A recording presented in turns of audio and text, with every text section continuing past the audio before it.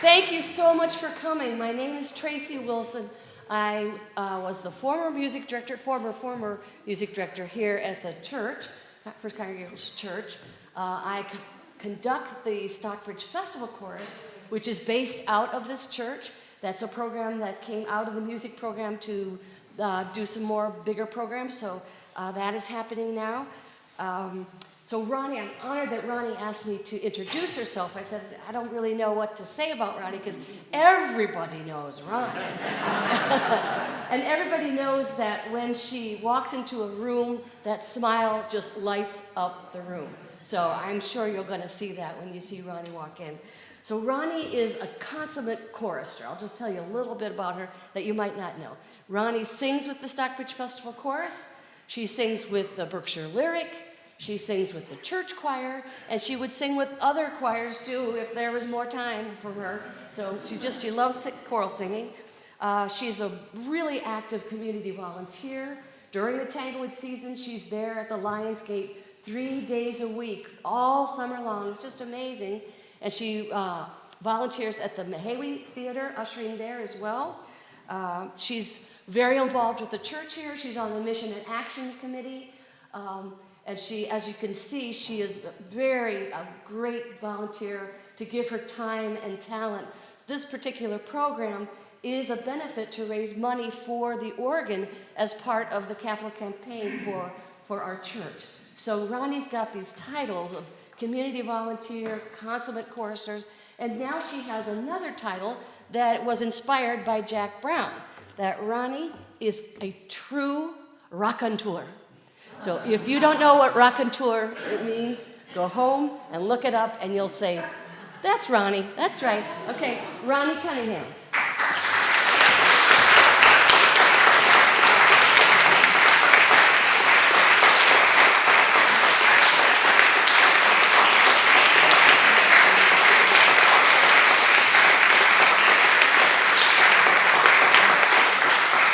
Thank you for your introduction, Tracy. I also want to thank the Music Committee and the Church Council for supporting this idea, and thank you all for coming. And I have dedicated this program to my mother and also to the late Queen Elizabeth, where shortly after the coronation, I sang for her with a Girl Guide and Sea Ranger choir at St. Paul's Cathedral, and it's something I'll never forget. Thank you. There was music in my mother's house. There was music all around. There was music in my mother's house, and my heart still filled with the sound. Have to go back to the beginning. I was born Veronica Beatrice Colley at St. Vincent's Hospital in Bristol. And we lived in the end of a row of houses that my father had built. He was a builder before the war. And we all had very long gardens. We had several neighbors, and I find this very amusing. Our immediate next door neighbor was Mrs. White, followed by Mrs. Green, and then Mrs. Brown. And all their husbands were in one service or another. The houses were built on what had been farmland, and the houses immediately across our house were from the very early 19th century and formed part of the village of Kingswood. And when I lived there, there was still a farm further down the street on the opposite side. My first memory. You know those lovely, large baby carriages that had a waterproof cover that came up to here? Well, my first memory is looking at clouds. Because when you're in that and it's raining, that's all you can see. And then my next memory was my older brother, and he was feeding me dock leaves. Obviously, I'm still here, so they couldn't have been poisonous. did learn to walk quite quickly, but in fact, I preferred to sit on the linoleum floor, dig my heels into the ground, and scoot all around the house like that, and it was much faster than walking. We had anti-aircraft guns at the top and bottom of the road. One was next to the Rose and Crown, and I'm not sure that was quite a good idea. The noise of guns rattling the letterbox was awful, and I started to hum and roll my head at night so that every time I hit the pillow, I would no longer, or thought I would no longer hear that sound. Dad took us into the garden, actually, to watch one air raid. And I absolutely abhor searchlights, even when it's for the opening of a new shop, car, auto dealers. And I had a terrible time with them. And I still startle with low-flying planes, as you can imagine. We had an air raid shelter in the garden. It was a room within a room, and none of the doors were matching, so that it was actually blast-proof. The roof was 6-inch concrete, and my father had built it, and on the lawn, so we didn't have a lawn in the front part of our back garden. We used it once, and my mother essentially said, never again. So we did what the government recommended. I slept in a sofa turned to the inside wall of a house, and my brother slept in 2 overstuffed armchairs facing each other, and my parents slept under the oak dining room table.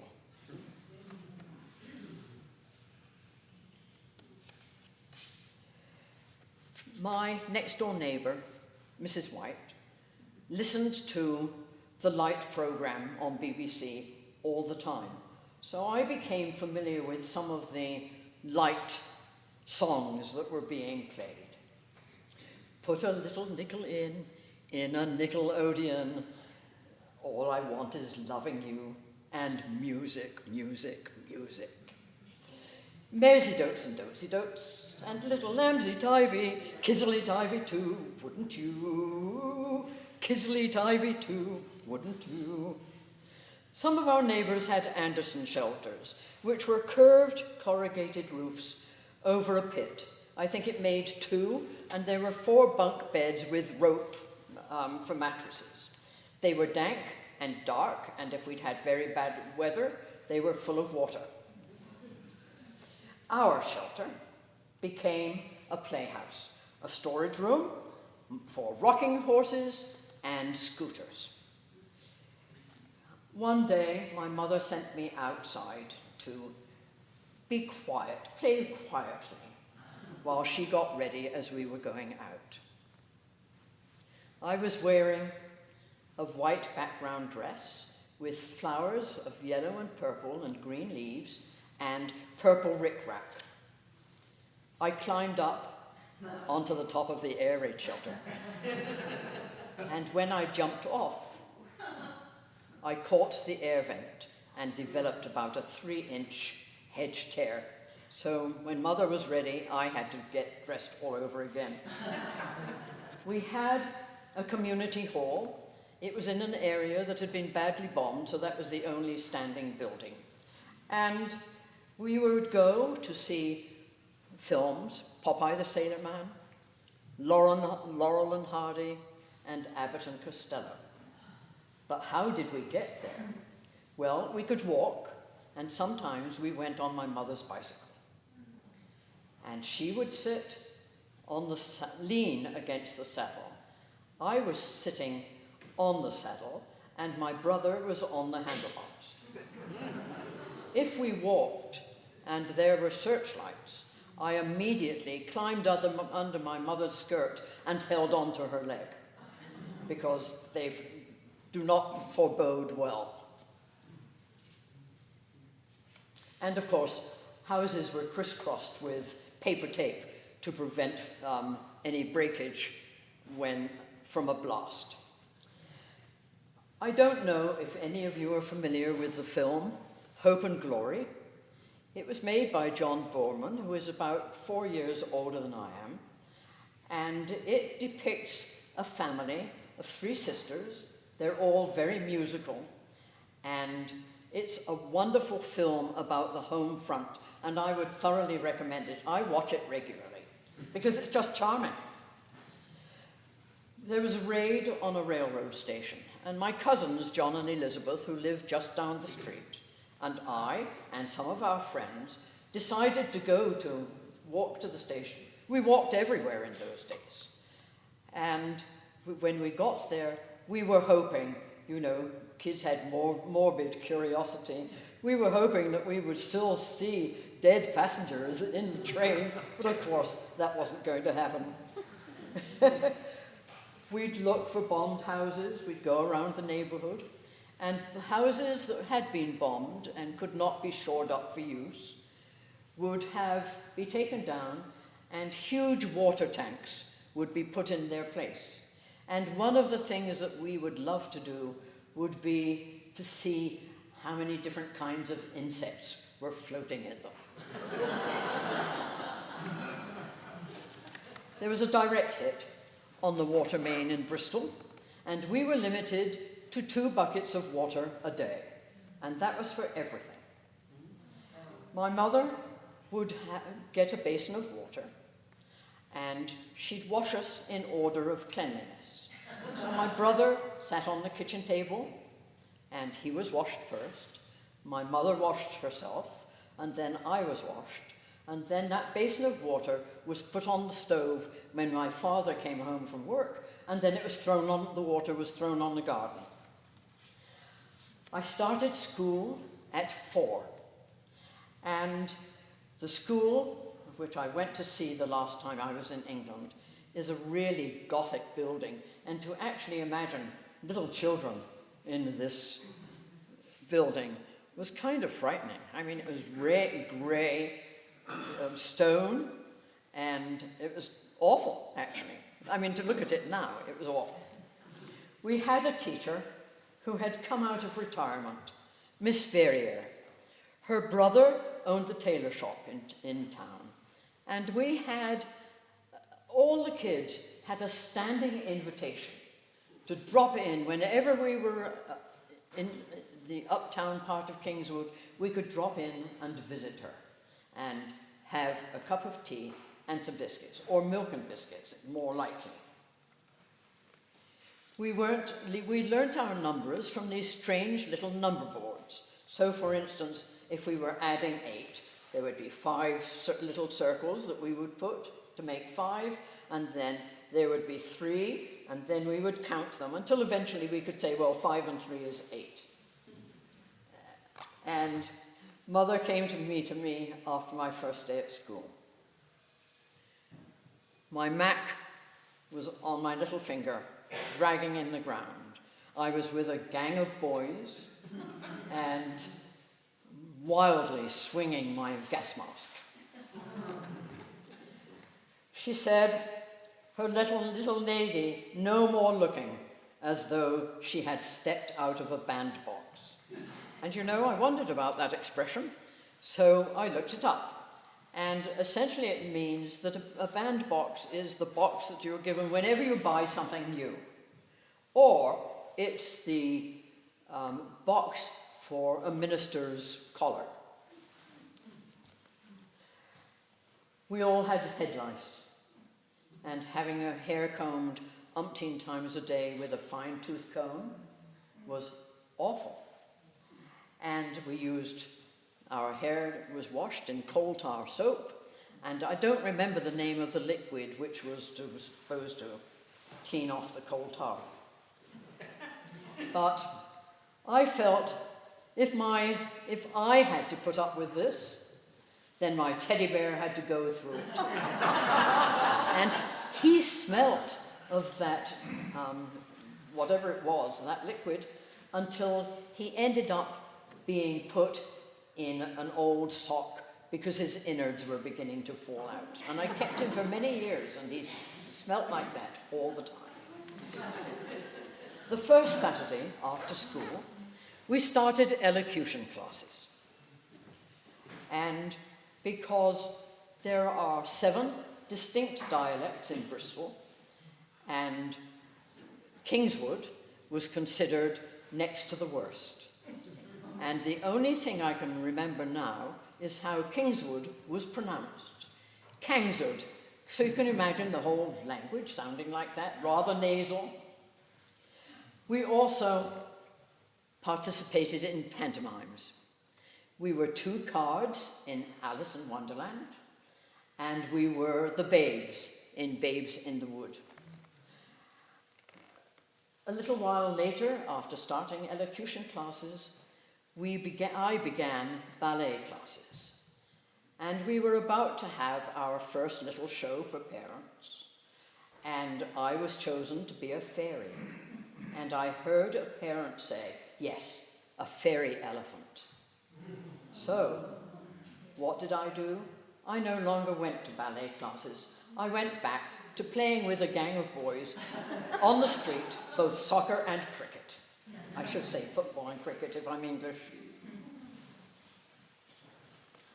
Uncle Bill was a regular visitor to our home, and he had a Rover from the 1930s. And a Rover had a very, very long bonnet, and it purred. And I later learned that the dashboard was made of walnut. It was beautiful. And he took us all over the place. We went to the Clifton Downs to see the Clifton Suspension Bridge, and we went to the Downs outside Bath, played tag, and sang. We sang all the time. Aiken Drum. There was an old man who lived on the moon, lived on the moon, lived on the moon. There was an old man who lived on the moon, and his name was Aiken Drum, and he played upon a ladle, a ladle, a ladle, do. He played upon a ladle, do, and his name was Aiken Drum. And his coat, his hat was made of good cream cheese, of good cream cheese, of good cream cheese. His hat was made of good cream cheese, and his name was Aiken Drum. And he, will you join me? And he played upon a ladle, a ladle, a ladle. And he played upon a ladle, and his name was Aiken Drum. The Clifton Downs are above the River Avon, and it has this incredible zigzag path. And Michael and I would run up and down it almost interminably, down to the Avon and back. Now, every now and then my mother sent me up to the corner store. And we had very direct rules for crossing the street. Now I've got to remember which way the traffic goes. So whichever way. So you looked left and right, and left again, and walked to the middle of the road, and looked right again. So I actually got it backwards. It should have been the other way around. And I was sent up to the corner shop, and the basket was oval, and it had a handle across the top, and I thought it would make a good grenadier's hat. So I put it on my head and was marching up the street, singing, "They're changing guards at Buckingham Palace." Christopher Robin went down with Alice.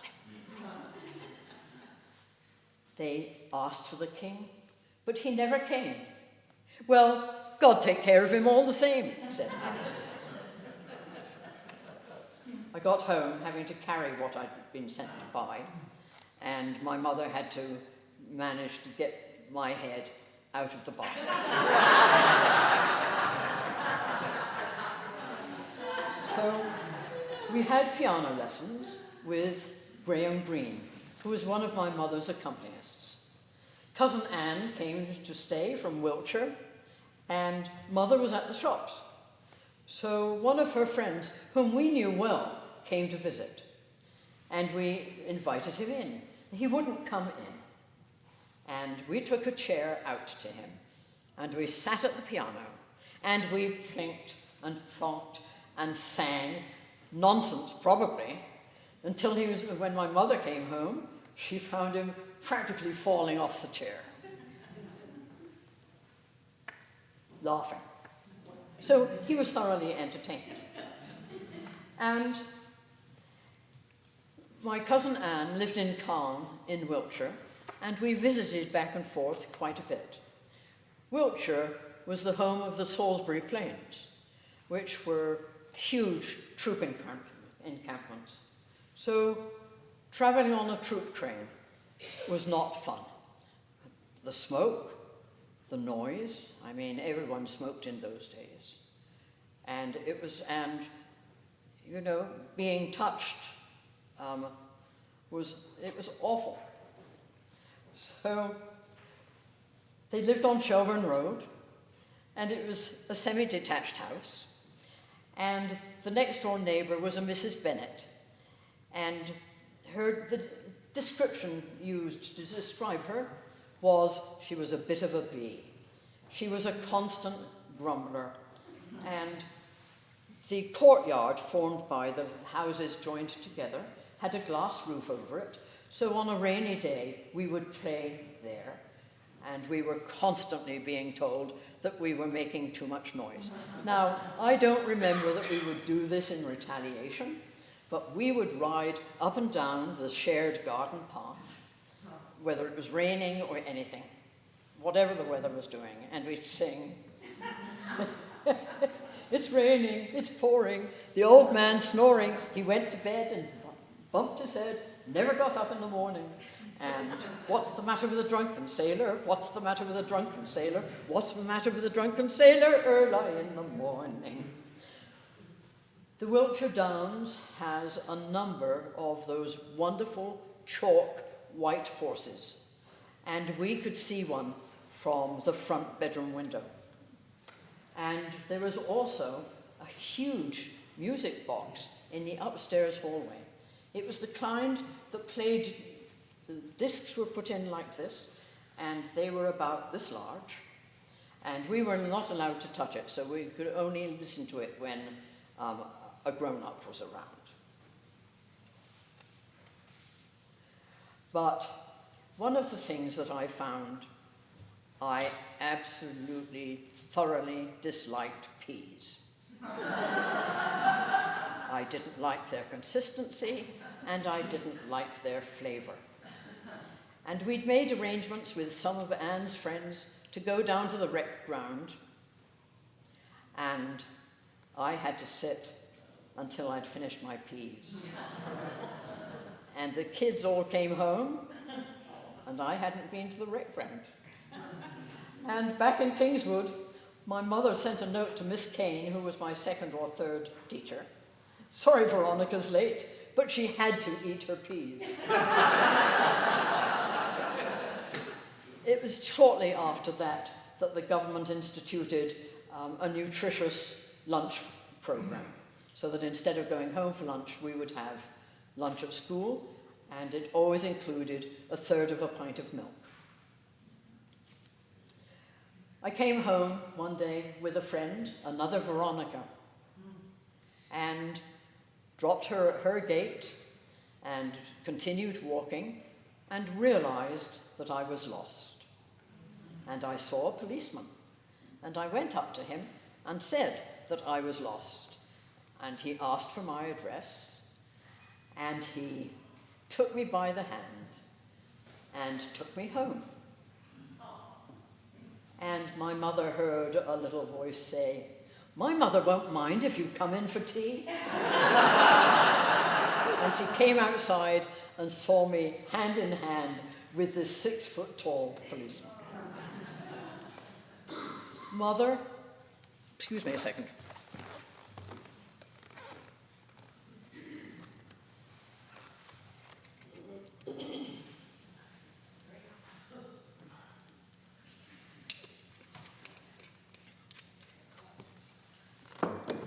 My mother had a rich contralto voice.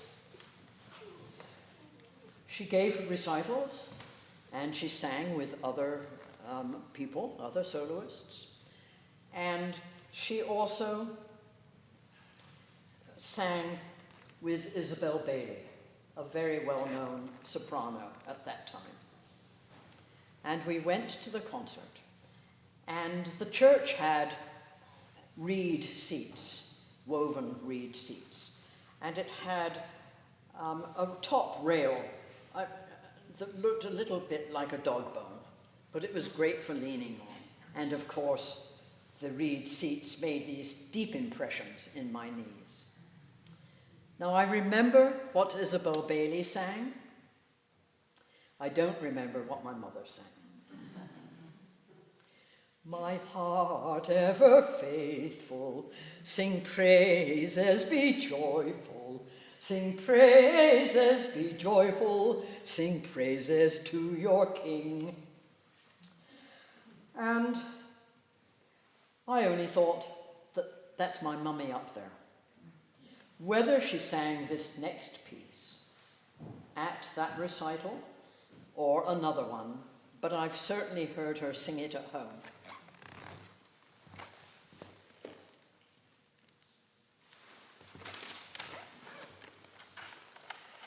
When I no more behold thee, think on me. By all thine eyes have told me, think on me.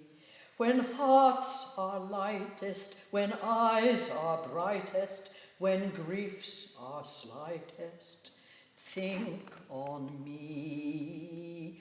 Think, oh, think on me.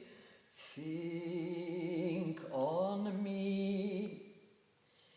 In all thine hours of gladness, think on me. If e'er I soothed thy sadness, think on me. When foes are by thee, when woes are nigh thee, when friends all fly thee, think on me. Think, oh, think on me. Think on me. When thou hast none to cheer thee, think on me. When no fond heart is near thee, think on me. When lonely sighing or pleasure flying, when hope is dying, think on me. Think, oh, think on me.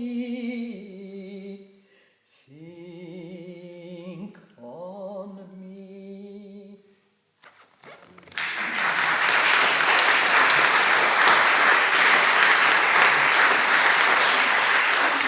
So I have to tell you how I came across that. I used to take my mother for long drives, and every now and then I'll be driving along a road in the country, and I'll feel her hand on my knee, and I hear her voice saying, "Isn't this lovely, darling? It's really lovely." And one day I heard her voice say, "Think on me." And by the time I got home, I had the refrain and part of the first verse. So I looked it up, and I could choose either Wikipedia or Bartlett's quotations. So obviously I chose Bartlett's quotations. The song was written by Queen Elizabeth I's sister the day before. She wrote the words and the music the day before her execution at Fotheringham Castle. So no wonder she wanted people to think on her. Michael and I, and Auntie Avril and Mother, took part in the West of England Eisteddfod. It's a Welsh words and singing competition. we recited poetry for 2 years. Michael had The Cherry Tree 1 year and In Foreign Lands. And I recited The Balloon Man and Michael Met White Duck on clear instructions from Mother, who told us to look at the clock above the row of seats in the balcony. And I have to tell you, these Eisteddfords were crowded. It was a wonderful thing. So Michael met a white duck walking on the green. "How are you?" said Michael. "How fine the weather's been.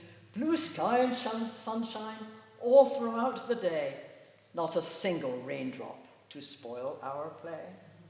But the sad white duck said, "I myself like rain. I'd like to see the brooklets and streams fill up again. No, I can't go swimming.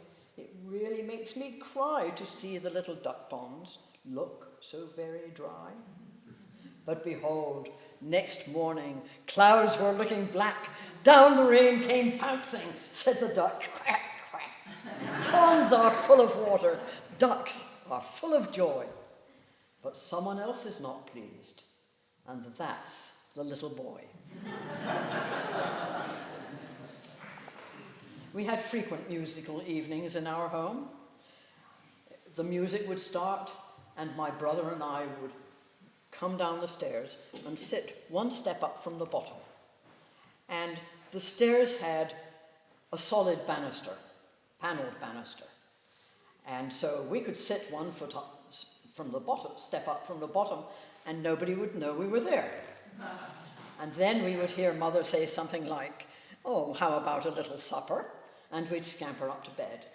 It was about 40 years later that I learned that Mother knew we were there all the time. And I'm very touched by that, because it's obvious that she wanted us to be exposed to that kind of music. And it was everything. Schubert, Schumann, Bach. I mean, really wonderful music. And we were exposed to it at this very young age. We had friends in Fairfield, a part of Bristol, and my mother had worked with them at Fry's Chocolate Company, and they lived in a house at the top of a hill overlooking a railroad embankment. And we could go to one of the rooms in the house and look at Clouds Hill Station or Temple Mead Station and try and guess which of those trains was going to come through our embankment. When we thought they were coming our way, we'd run all the way down, climb up the fence, wave at all the passengers. We were like the Railway Children, which was a series of books in England. And of course, as the train went into the tunnel, got smuts in our eyes. Mother and some of her musical friends gave variety shows, and they did them at the end of the second shift and the beginning of the third shift. And they were a lot of fun. It included community singing. They took requests. They did skits. And the only skit I remember is of a park bench where there were 2 beautifully dressed women chatting, and along comes a man who's rather grubby, and he starts to. And eventually you see one of the women start to sketch. So this was one of the most popular skits they did. And of course there was acting involved. So songs included Bless This House, Jerusalem, the Blake Jerusalem, The Holy City, and of course, O Peaceful England, and Gilbert and Sullivan. What would a variety show in England at that time be without Gilbert and Sullivan? I am the very model of a modern Major General. Dad, until hired by the City of London, came home for dinner, and I'd stand by his side until he gave me a bite of his dinner and learned to love pepper. And it was white pepper, so it was pretty strong. And I sat on his lap when he took 40 winks. He'd leave for the Bristol Aircraft Company, site of frequent Luftwaffe attacks, where he sat on a roof as a fire watchman. Bristol Aircraft Company was the home of the Bristol Beaufighter, the Bristol Blenheim, and other planes, years later of the Bristol Brabazon and the Concorde. And while girls were drawing fashion, it's amazing how young girls are before they start drawing fashion, I was drawing planes. Dad's parents, Nana and Grampy, Sister Beatrice and Fora, who we called Car because she had one during the war, an Austin 7. Anyone that had a car in those days had to be working for the government, otherwise they would have no petrol. They lived across from a farm in a small village called Stoke Gifford. And it was a huge garden. The Anderson shelter was covered with flowers. There were tennis courts. In fact, that's how my mother met my dad, playing tennis in those tennis courts. And delicious Victoria plum trees. And Victoria plums they're at least this large and quite fat and absolutely wonderful. And to eat as they are, or to make jam or stew. There was a tent in the garden made of green canvas, and Michael and I slept there. And Auntie Bee would come and bring us a cup of cocoa. And then in the morning, as the sun came up, the tent covered us in this wonderful green.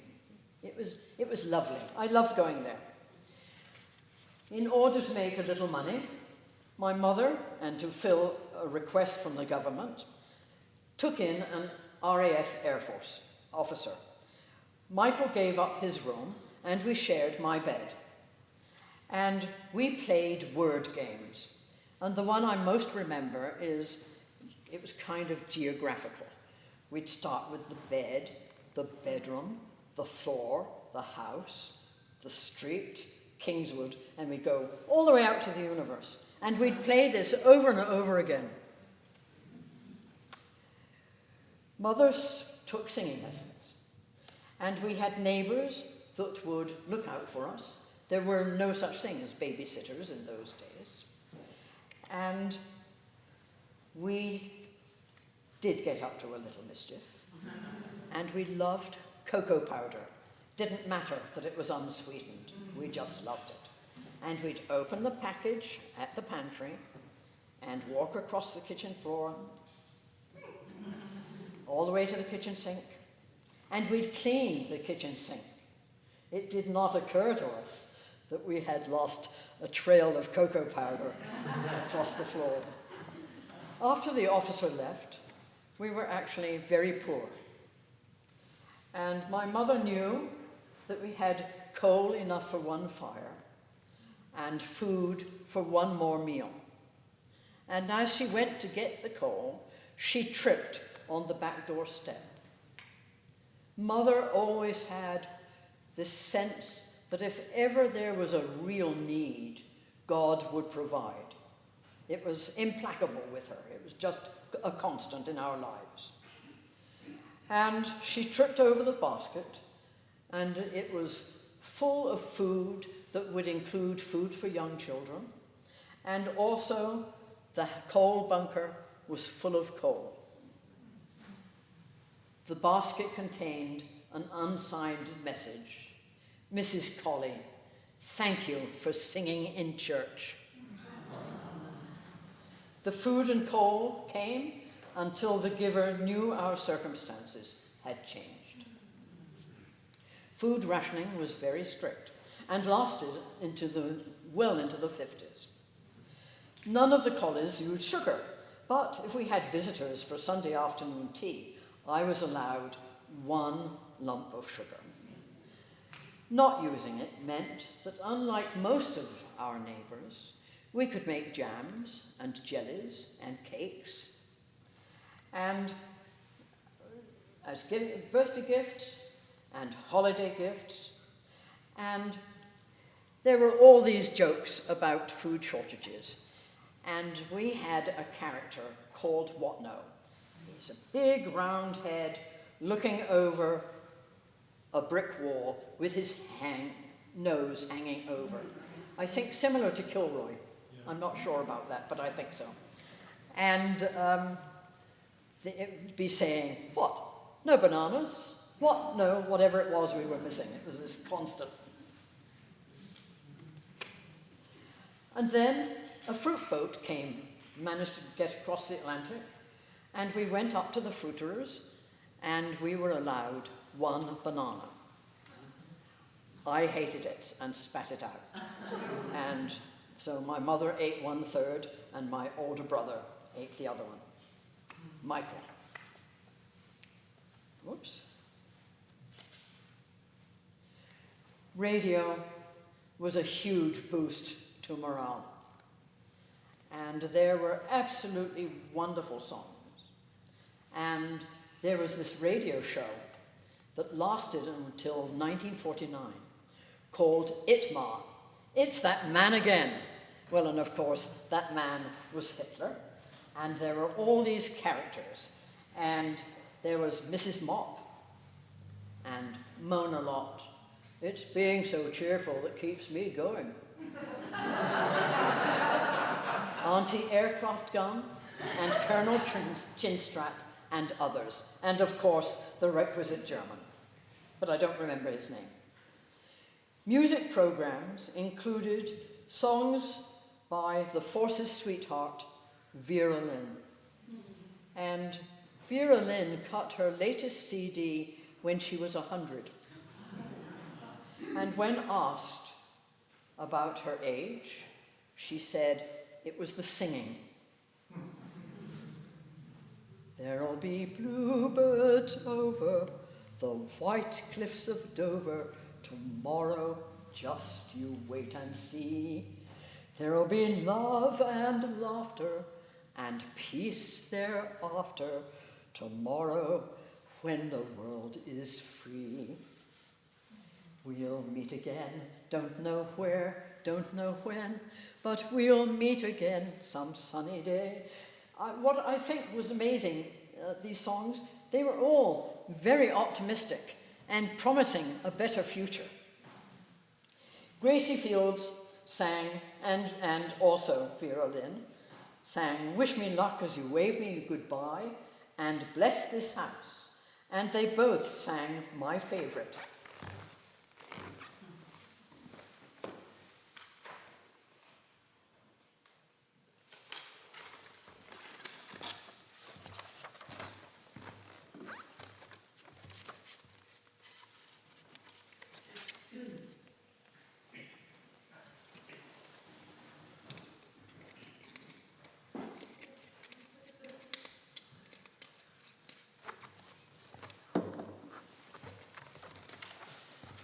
Little boy kneels at the foot of the bed, droops on the little hands, little gold head. Hush, hush, whisper who dares, Christopher Robin is saying his prayers. God bless Mummy, I know that's right. Wasn't it fun in the bath tonight? The cold so cold and the hot so hot. Oh, God bless Daddy, I quite forgot. If I open my fingers a little bit more, I can see Nanny's dressing gown on the bureau. It's a beautiful blue, but it hasn't a hood. Oh, God bless Nanny and make her good. Mine has a hood, and I lie in bed and pull the hood right over my head, and I shut my eyes and I curl up small, and nobody knows that I'm there at all. Oh, thank you, God, for a lovely day. And what was the other I had to say? I said, bless Daddy, so what can it be? Oh, now I remember. It's God bless me. Little boy kneels at the foot of his bed, droops on the little hands, little gold head. Hush, hush, whisper who dares, Christopher Robin is saying his prayer.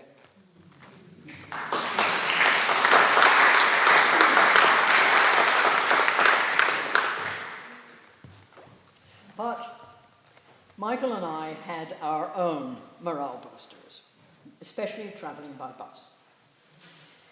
He would sit on one of those 3 seats. Somebody always made room for him, and he'd kneel and stare out of the window and sing, "There'll always be an England, and England shall be free.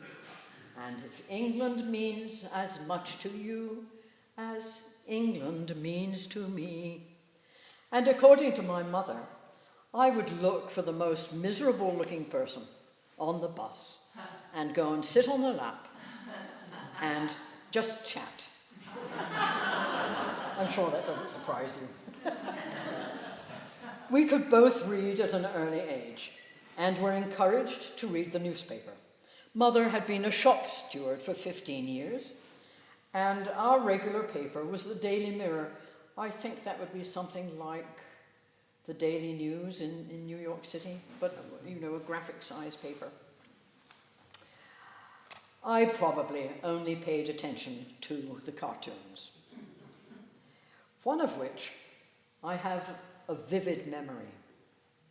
It was of a globe centered on Europe and this huge boot, and Hitler was being kicked off the edge of the globe. It must have been drawn when the war in Europe was nearly over and that things were going well for the Allies. Mother made all my clothes because it was easier to get get material on the clothing ration than it was to use it for ready-made. And I remember a beautiful dove grey suit. It was a suit. The coat had a hood that was lined with scarlet, and it had leggings that had spats over my toes, and it was held down by an elastic under my heels.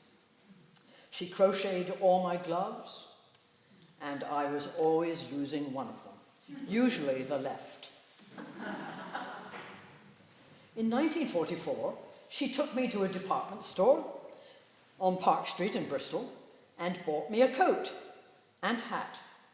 I stood on a chair while trying it on, and after the decision was made and the bill sent to the billing department in a vacuum canister, I, still standing on the chair, said very loudly, "This is the first time my mum has ever bought me anything." And according to her, it could have been the last.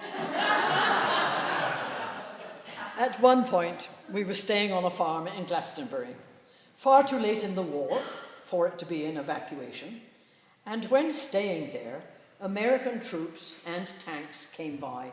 They were coming from Liverpool down to the south of England, preparing for D-Day, leaving the road all torn up, and the ducks had disappeared. We returned to Kingswood, and I was wearing this black, nubbly tweed coat with a forage cap that had Stuart tartan ribbons that went down my neck.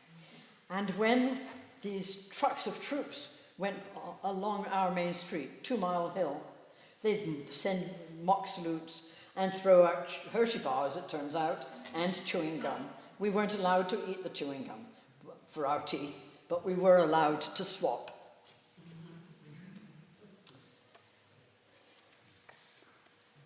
We had a friend, a childhood friend of my mother's, who lived in Dorset, in Bridport, and Ivy Dent and her 3 children. And it was a very old house, and it had very tricky locks, and I managed to get stuck in the bathroom. So one of her boys climbed up the side of the house and came in and managed to unlock the door. The other wonderful thing that happened when we were there was that we would watch fishermen take 2 boats out, pass a net between them, and then bring the net into shore. And then everybody on the beach would help them pull the net in, and our reward was fresh mackerel. And Auntie Ivy would put them overnight, sousing them in vinegar and some herbs, and then bake them for supper the next day.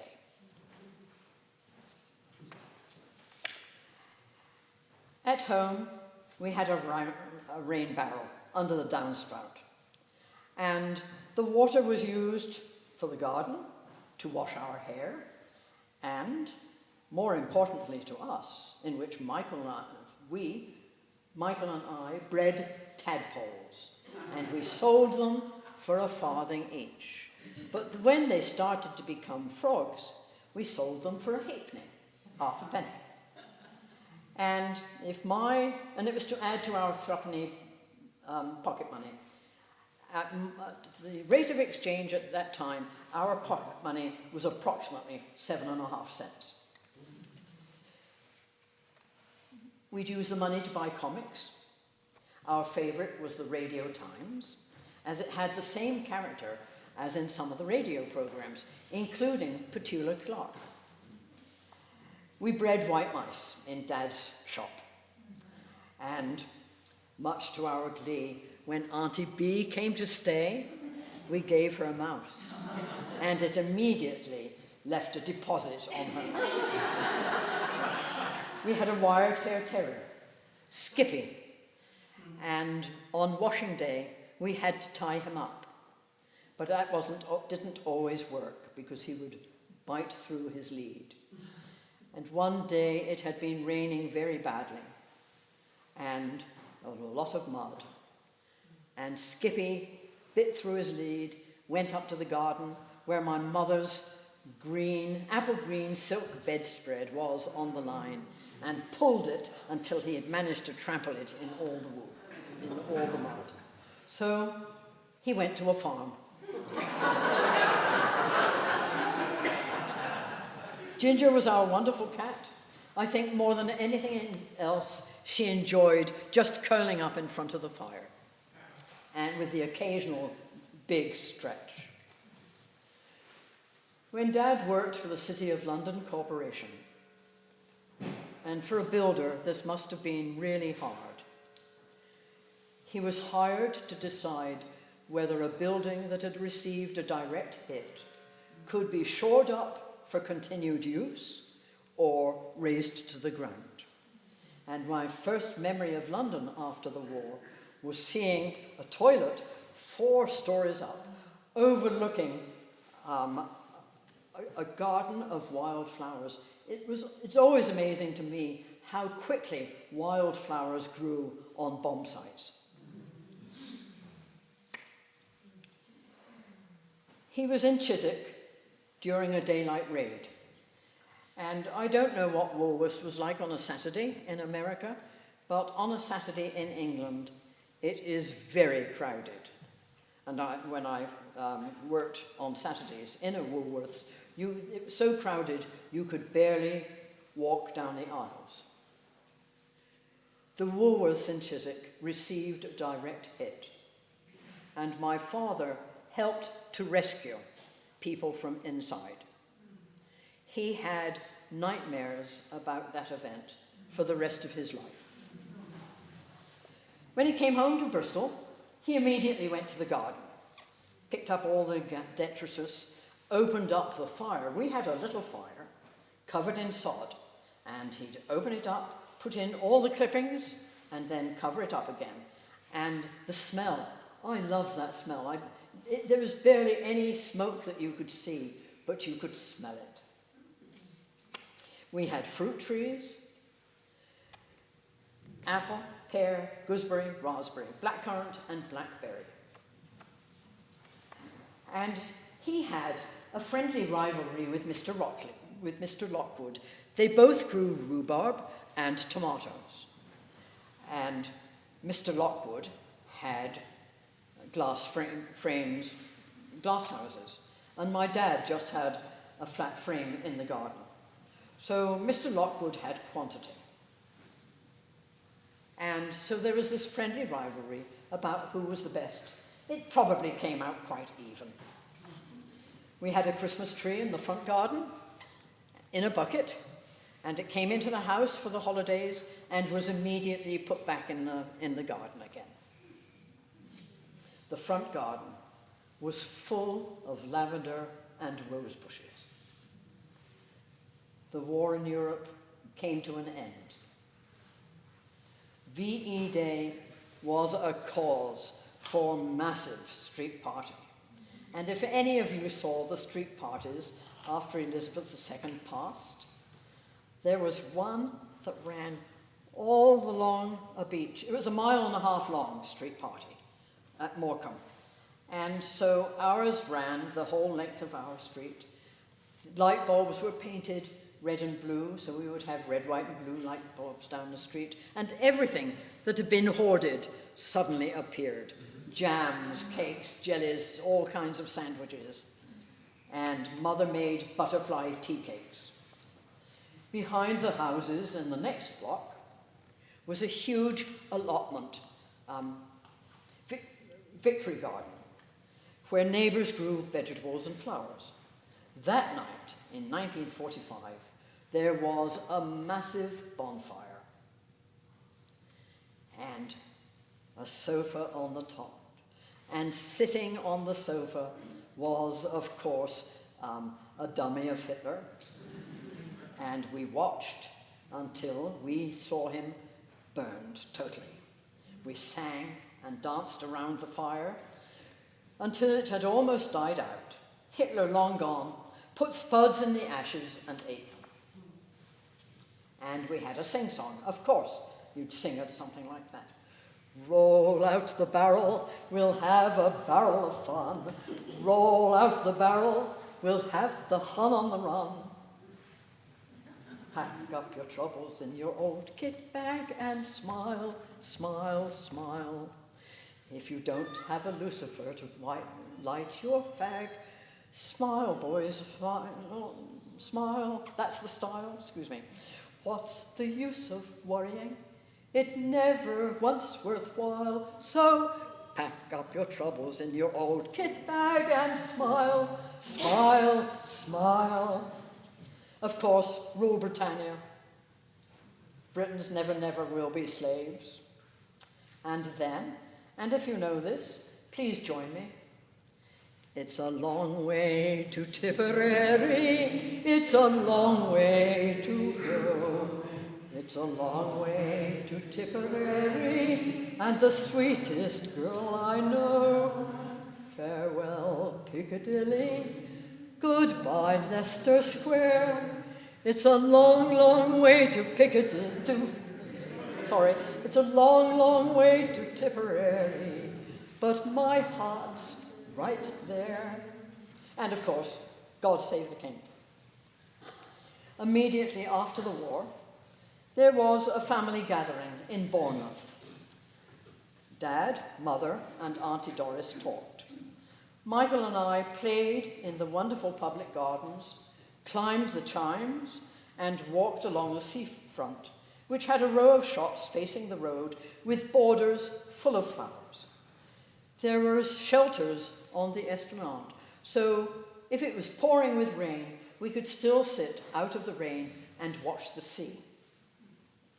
And on nice days, we built sandcastles. Unbeknown to Michael and me, our immediate futures were being decided. For us, the change was drastic, and there was no more singing. But as this occasion is for this house, if I can manage it, I'm going to sing Bless This House. I'm very dry.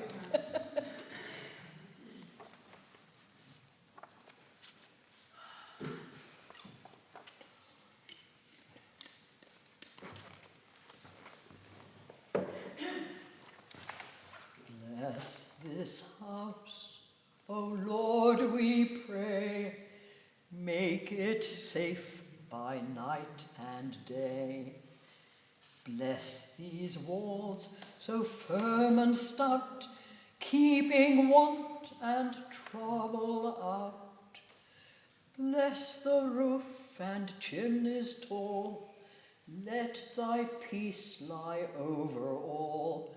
Bless this door that it may prove ever open to joy and love.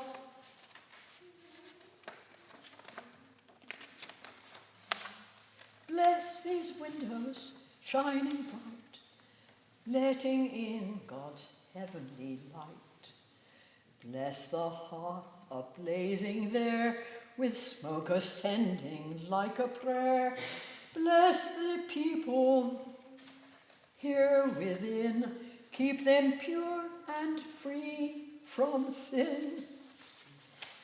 Bless us all that we may be fit, O Lord, to dwell with thee. Bless us all that we one day may dwell, O Lord, with thee.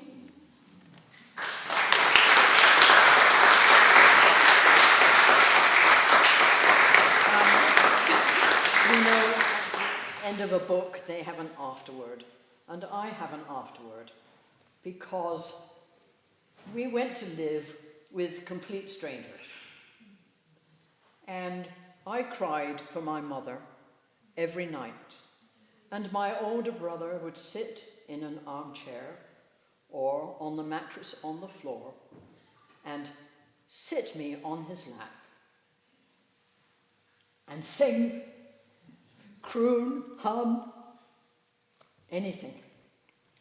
And when my mother came to visit me from Australia, she usually came for a year, and Michael was visiting at the same time. And ostensibly, it was so that I could finish college. My mother wanted to send Colin, my son, off to one of those sort of military academies that is in the National Geographic, and suggested that she take Colin back to Australia with her. And I did think about it. I mean, I wanted to say no immediately, as you can imagine, giving our lives. And eventually told her, no, Colin was staying with me. And she was really very upset. Michael had come for a visit for 2 weeks, and I went up to his room and sat on the edge of the bed. And I told him that Mother was very upset because Colin was not going to live with her in Australia. And of course, I actually knew who he would be living with: my brother, his wife, and cousins. And Michael took my hand and he said, a mother is the best educator of her children. After all, I remember what it was like when we were children, and he had never, ever mentioned it until that day. So my heart goes out to my brother.